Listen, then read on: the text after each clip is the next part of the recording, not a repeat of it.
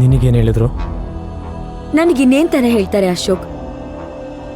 ಜನಗಳ ದುಡ್ಡನ್ನ ತಗೊಂಡು ಅವ್ರಿಗೆ ಮೋಸ ಮಾಡಿದ್ದೀರಾ, ನಿಮ್ಮಂತವ್ರನ್ನೆಲ್ಲ ನಮ್ ಕಂಪನಿಗೆ ತಗೊಳಕ್ಕಾಗಲ್ಲ ಅಂತ ಹೇಳ್ ಕಳ್ಸಿದ್ರು. ಅವ್ರಿಗೇನು ತಲೆ ಕೆಟ್ಟಿದ್ಯಾ? ಯಾರೋ ಮಾಡಿದ ತಪ್ಪಿಗೆ ನಿನ್ನ 1000 ಕೋಟಿ ಕಳ್ಕೊಂಡಿದ್ಯಾ? ಅದ್ರಲ್ಲಿ ನನ್ನ ತಪ್ಪೇನೂ ಇಲ್ಲ ಅಂತ ಹೇಳಬೇಕಿತ್ತು. ಅವರು ಅದನ್ನೆಲ್ಲ ಯಾವ್ದು ಕೇಳೋ ಪರಿಸ್ಥಿತಿಲೇ ಇಲ್ಲ ಅಶೋಕ್. ಅವ್ರಿಗೆ ನನಗ್ ಕೆಲ್ಸ ಕೊಡಬಾರ್ದು ಅನ್ನೋದು ಒಂದೇ ಉದ್ದೇಶ, ಮಿಕ್ಕಿದೆಲ್ಲ ನೆಪ ಮಾತ್ರ ಅಷ್ಟೇ. ನನ್ನ ವಿಷಯದಲ್ಲ ಹಾಗೆ ಅನಿಸ್ತಾ ಇದೆ ಶಿವಗಾಮಿ.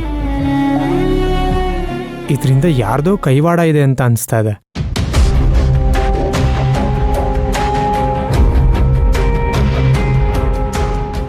ಅಭಿರಾಮಿನೇ ಏನಾದ್ರೂ ಮಾಡ್ತಿರ್ಬೋದಾ?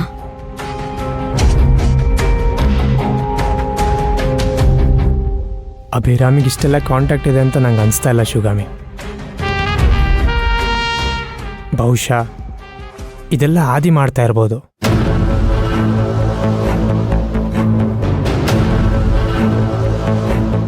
ಕುರಿ ಹಳ್ಳಕ್ ಬಿದ್ದಾಗ ಆಳ್ಗೊಂದ್ ಕಲ್ಲು ಅಂತಾರಲ್ಲ, ಇದು ಹಾಗೆ.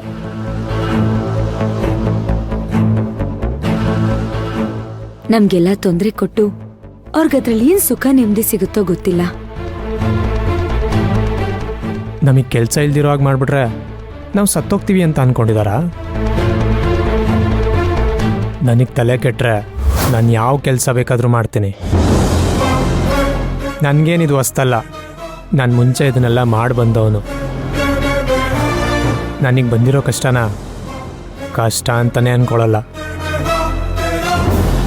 ನನ್ನ ಸ್ವಂತ ದುಡಿ ಮೇಲೆ ನನ್ನ ಹೆಂಡತಿ ಮಕ್ಕಳು ನೋಡ್ಕೊಳ್ಳೋ ಅವಕಾಶ ಆ ದೇವ್ರು ಕೊಟ್ಟಿದ್ದಾನೆ.